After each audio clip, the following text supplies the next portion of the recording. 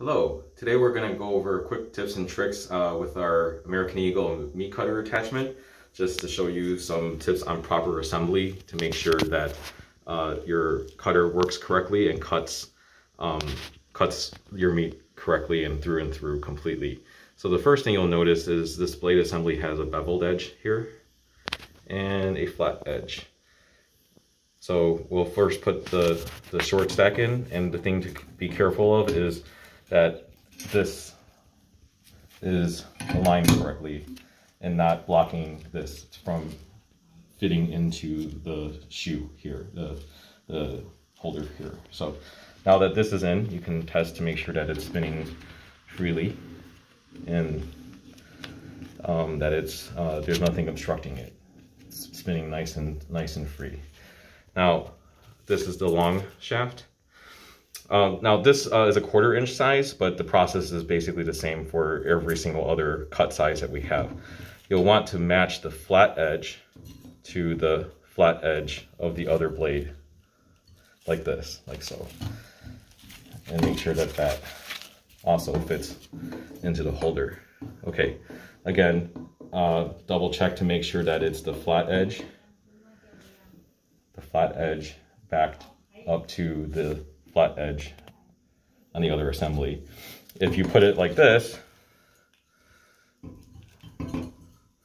you're going to have a really hard time. That's not the flat edge to the flat edge. That's the beveled edge to the beveled edge, and the meat cutter will not function correctly like that.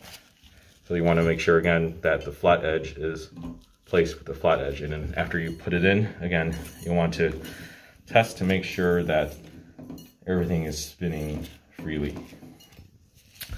Then we can put the top frame on. And this is really important as well. You see this fine adjustment screw here. Make sure that you loosen it enough so that when you place a housing on top, that everything sits nice and level, flat. And that, again, the washer, the shafts are all lined up correctly. Okay, so now that that top part is there, we can then assemble this.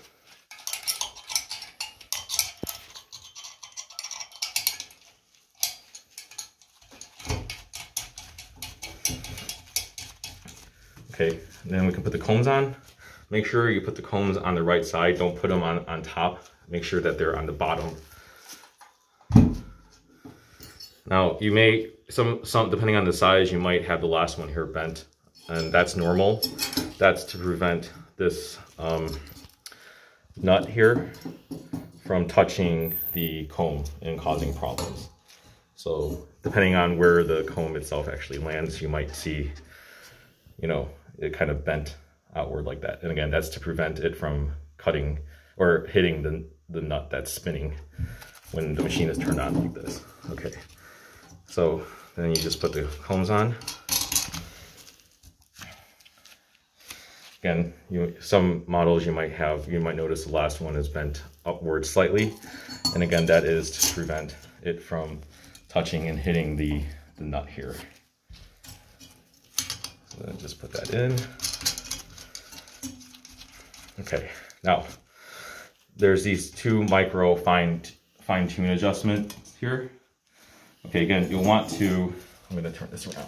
So you'll want to make sure that you can spin the knives freely and then apply enough pressure with these micro adjusters, and that will keep the blades like touching one another without causing too much pressure. If you tighten it too much and you can't turn the shafts at all, like right now I tightened it, so that's not proper either. You want to just put just the right amount of tension, so that you can still spin it, but just look closely at all the blades to make sure that the flat edges are touching through the entire spin. So I'm gonna just add a little bit more pressure, and then that will, again, keep the blades, the flat edges need to touch each other through the entire rotation. So that's the correct way to test it, to make sure that everything is assembled correctly, flat edge to flat edge, and the correct amount of tension using these fine tune adjustment on the pressure washer here. Again, if you check these things before putting everything together, your machine will work optimally and not cause too much friction, and will make sure that your meat cuts through and through. Last step, then you can put the housing on, and then put the cutter onto the motor unit. Now, if you have any questions regarding how to properly assemble after watching this video, please give us a call, and we're happy to answer any questions that you might have.